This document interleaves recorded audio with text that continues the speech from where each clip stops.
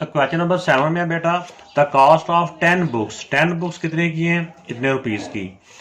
What is the cost, अब इसमें rupees find करनी है, कॉस्ट फाइंड करनी है। आप 4 बुक्स की प्राइस फाइंड करनी है। इसमें दो तरह की चीज़ें दी हुई हैं, एक बुक्स की तादाद दी हुई है, दूसरा इसमें प्राइस दी हुई है। तो दोनों को पहले हम ऊपर लिख लेते हैं। तो ये बेटा 10 बुक्स की प्राइस ये है 1640 रुपीज़ है। इस तरह हमने 4 बुक्स की प्राइस फाइंड करनी है। तो हमें पता है कि जब बुक्स कम हो जाएंगी तो उसकी कॉस्ट भी कम हो जाएगी।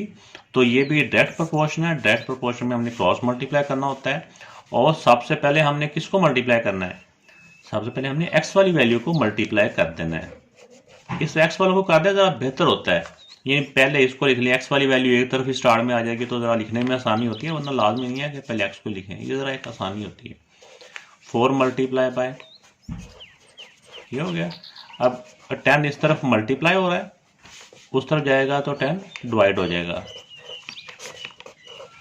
अब 0 के साथ बेटा 0 कैंसिल हो गया, बाकियों को मल्टीप्लाई कर लें, ये आंसर आ जाएगा।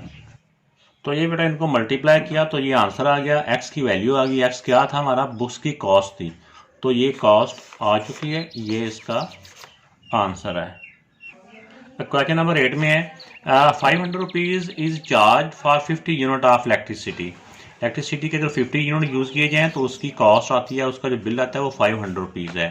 Find the cost, cost find करनी है ऑफ 20 यूनिट ऑफ इलेक्ट्रिसिटी।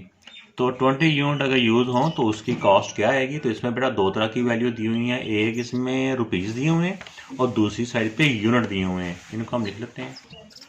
तो इसमें देखें बेटा ये 50 यूनिट की 500 प्राइस है और 20 यूनिट की हमने प्राइस फाइंड करनी है।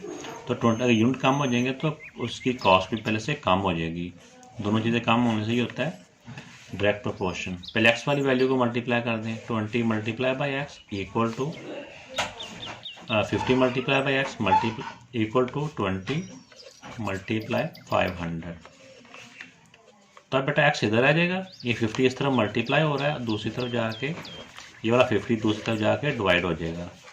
अब 0 से बेटा 0 कट गया, 5 1 दा और 5 10 दा। अब 20 को 10 से मल्टीप्लाई करेंगे तो 200 रुपीज़ इसका आंसर आ गया।